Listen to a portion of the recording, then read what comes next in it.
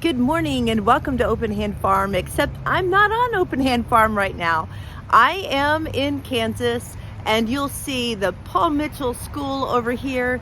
I am actually waiting at a Starbucks to go and see my grandson, and he wants to do a roller and updo on me. We'll see how this turns out. But I wanted to welcome you to the farm, and I want to show you all the things I've been working on planting this week. So come along. So I have these onions that I started in January, and Mark built some little raised beds for me just to protect them more than anything else, but they're not seeded well in the soil. So the first thing I needed to do was to seed them. So I kind of looked at where they were sitting, and I just kept moving soil, digging lower, pulling everything to the middle so that I had like a little crevice for the box to set in. This was not easy. This was probably one of the hardest jobs I've done this summer in the garden. I was really glad when it was done. Once I got my system down, what I ended up doing was drawing a line around the box with my hoe and then lift the box all the way over into the grass and just digging out that whole shape. And then I flipped it back in, and that worked so well. After I got all three of them done, I decided to go ahead and drill the three boxes together at the two joining areas. And that way they wouldn't shift and have grass or weeds grow in between them. And they all held together very nicely.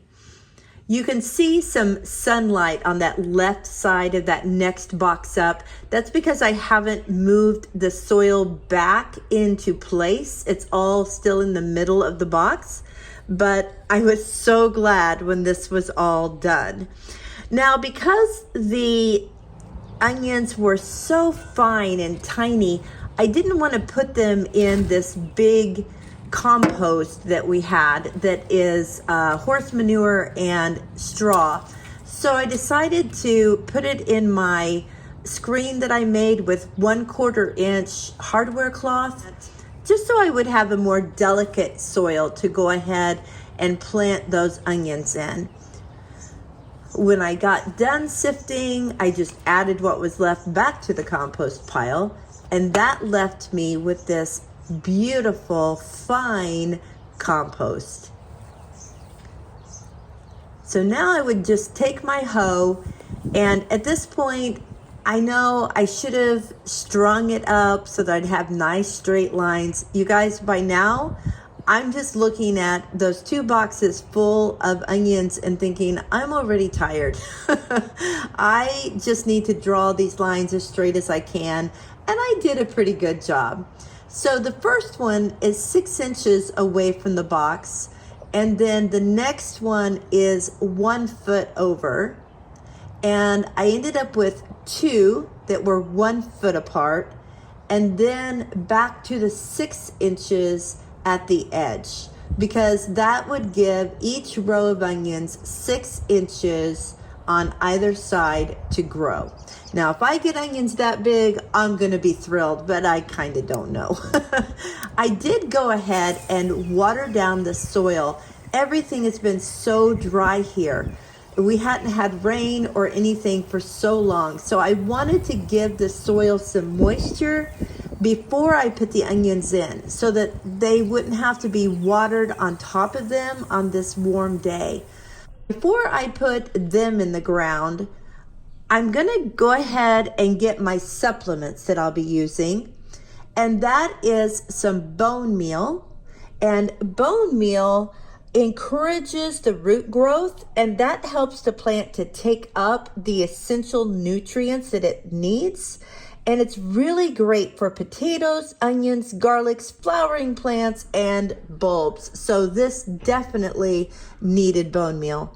Then I'm also using my mycorrhizal inoculant, And these fungi help to form a network of filament, basically, that associate with plant roots, and it helps to draw the nutrients from the soil that the root system would not be able to access otherwise. It stimulates the plant growth, and it also helps to accelerate and develop the roots. So last year was the first year I used these two things in every one of my plants, and they were all amazing. So I decided this year that would be my go-to no matter what I was planting.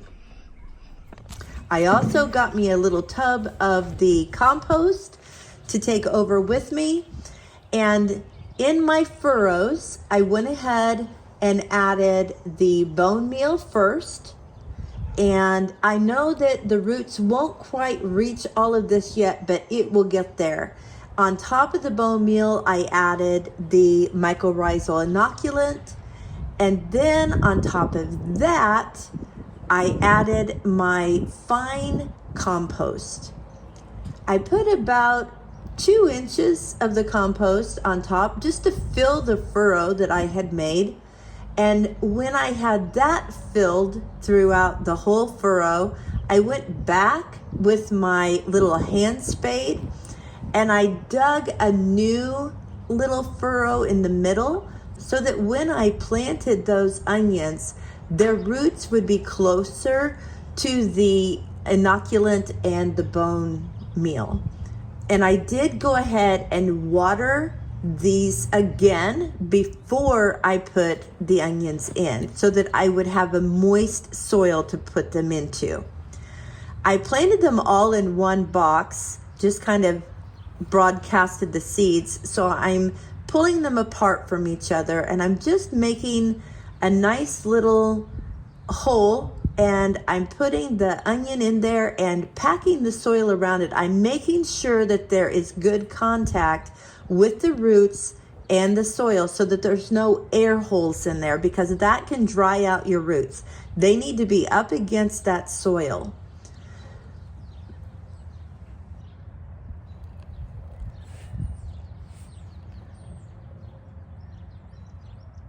I'm using my spade as a measuring tool because it has measurements on there.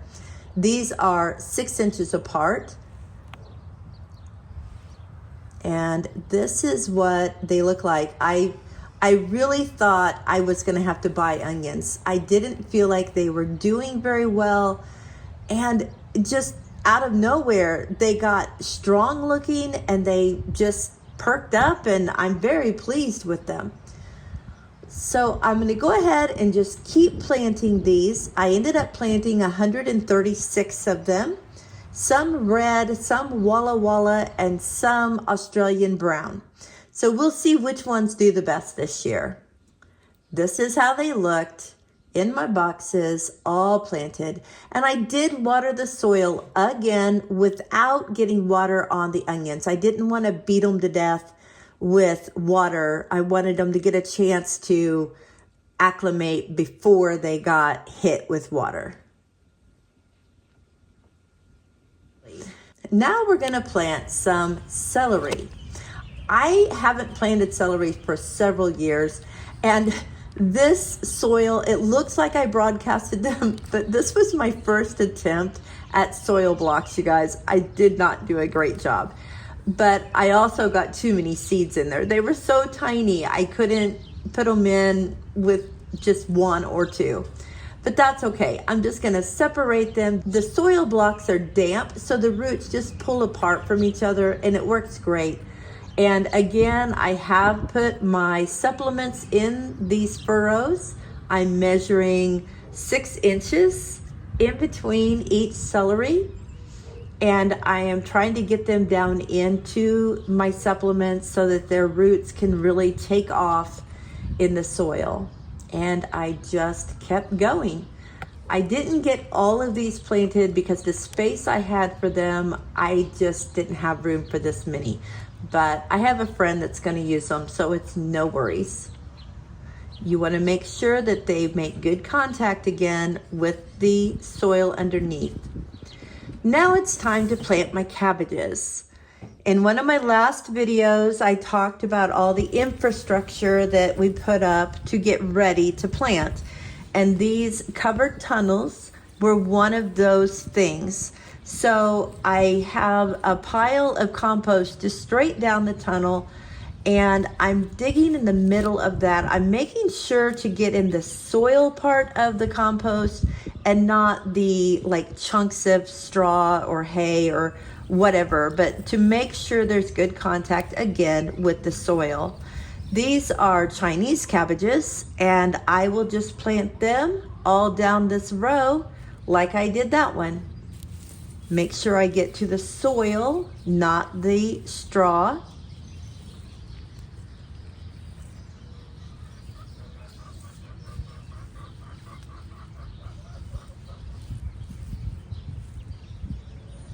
I knew that I could put 5 cabbages in each of these covered areas, so I had 4 Chinese cabbages, so I went ahead and added an extra regular cabbage on the end of this one.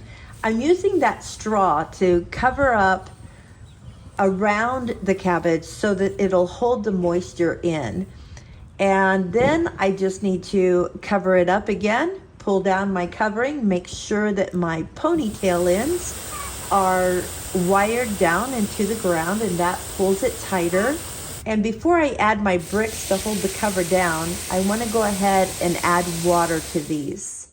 Like I said, it has not rained recently. The soil is really dry. And now I'll just put a couple of bricks down to help hold that down. And I'll do the other one just like this. Another infrastructure was a trellis for the cucumbers.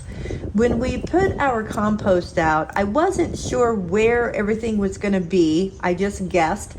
So I just have like piles of compost here and there and everywhere. So I'm just pulling some around. I knew that I would have cucumbers in this vicinity. So I'm just kind of pulling it down and making sure I have compost all up and down the trellis.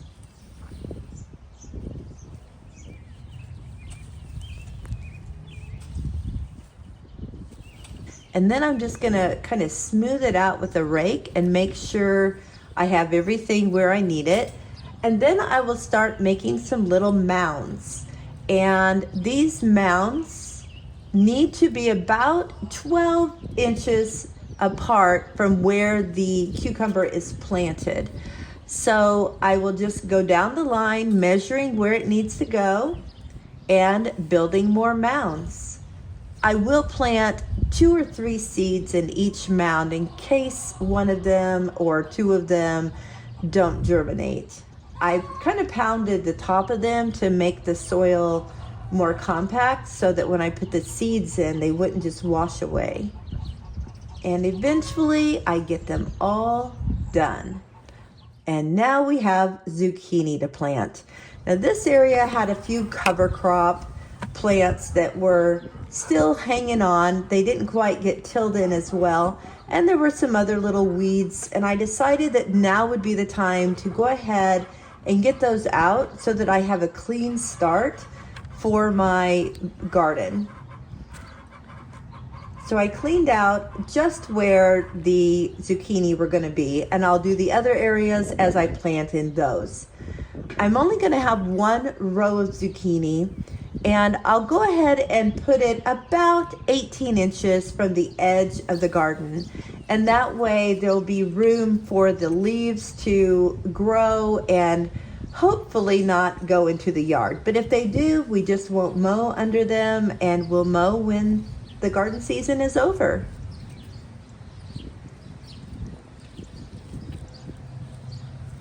I'm making mounds, and these mounds need to be about 2 feet apart because those plants get pretty big, and I had told myself I was definitely giving them more room this year because last year they went crazy and it was hard to find the fruit and be able to pick it. So I got all the mounds done that I had room for, and then I came back and I used my trowel to dig an area out of the top of the mound. Now I know when I plant my seeds, they will not have roots yet, but as they grow their roots, I want that nutrition of my supplements to be down in there. So I'm again packing the top of the mound, and then I watered it. And I let the water soak in just a little bit, and then I added seeds. I put 3 seeds in the top of each mound. We'll see which ones germinate, which ones look the largest and the healthiest, and then I will pull some out. And I went on down the line and put supplements and water in each of the other mounds as well. The bed that I had been working in was the chicken bed. This one is our fire pit bed. It's right behind the fire pit. And I knew I wanted to plant corn here, but I also want to plant some squash. So I have 2 full rows that I stringed off because I wanted a nice straight line.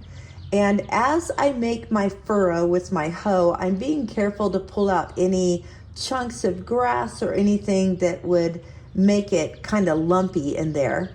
And again, I'm adding my supplements to each of these rows.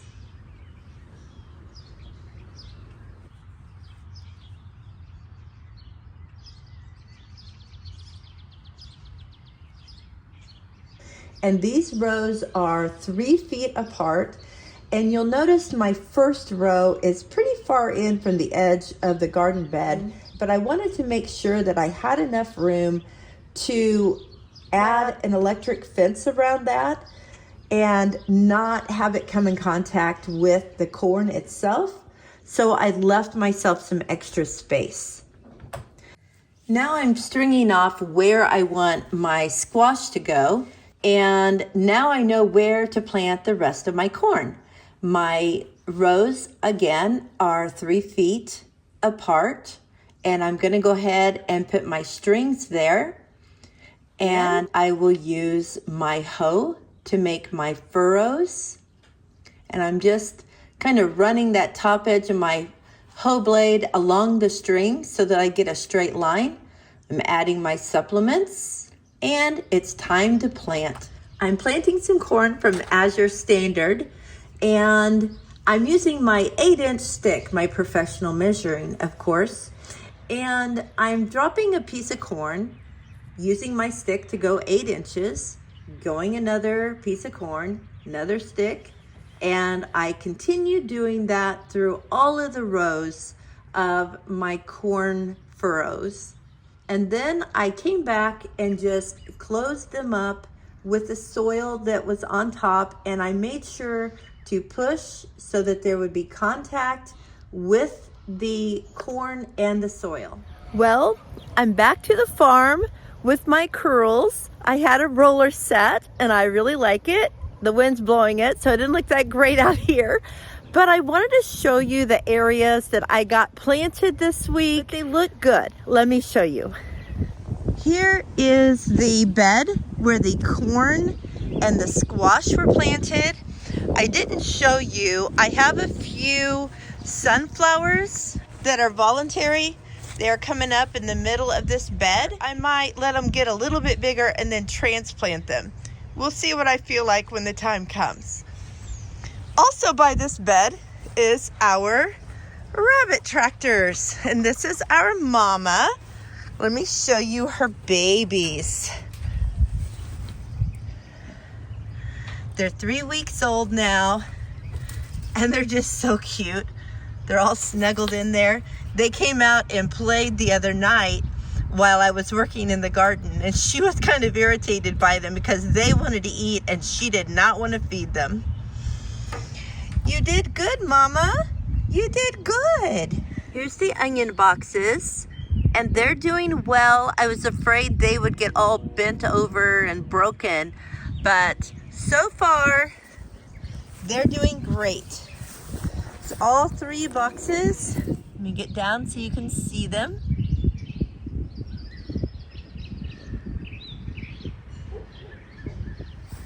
And the third box. They're looking really healthy. The next area I'm going to do some planting is over here. I'm going to start my okra soon. Peppers, I'll wait until the 1st of May, but I will go ahead and plant some green beans, and then we'll have determinate tomatoes here as well. I'll also go ahead and make a couple of hills and plant a couple of pumpkins in here. I was really concerned about the celery in that hard rain, but it has actually done really well and grown even in the last couple of days.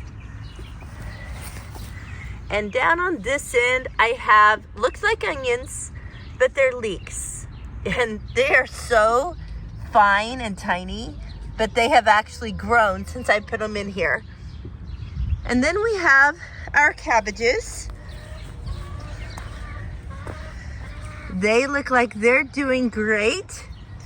And when you use these covers like this, where you make a ponytail at the end and then put a wire to hold the ponytail down, I mean, we had probably 60-mile-an-hour winds and it did not faze them. They're still sturdy and strong and did great. Here's the second row that you didn't see me plant.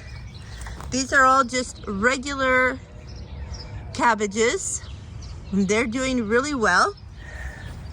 And next to them are the cucumbers. And of course, they have not grown yet. I just planted seeds. I did plant some lettuces that are in this area in front of where the indeterminate tomatoes will be planted and grow over this arbor. I also put some salvia on this side of that arbor just to add some color. And of course, we do not have any squashes showing yet either because we did plant seeds. I want to show you my potatoes though. They have really taken off. And I have another voluntary sunflower right there. So I need to get it dug up and put somewhere else. But the potatoes are doing great. Thanks so much for coming along on this challenging week to get things planted. We had rain twice. One of them was just downpour, horrendous. We had a day of 60 miles per hour winds, and it's just been either too cold or very hot. I just can't figure out this Midwest weather. Not like we ever have, and we never will. If you're new here, I'm Penny, and I am so glad to have you. If you haven't subscribed, please do. And give me a thumbs up if you think this video is something that you would like to see more of. I still have so much planting to do. So come back next week. Let's see what I got planted, get an update on what I planted this week, and see what else we have growing in the garden. Until then, blessings on you and yours.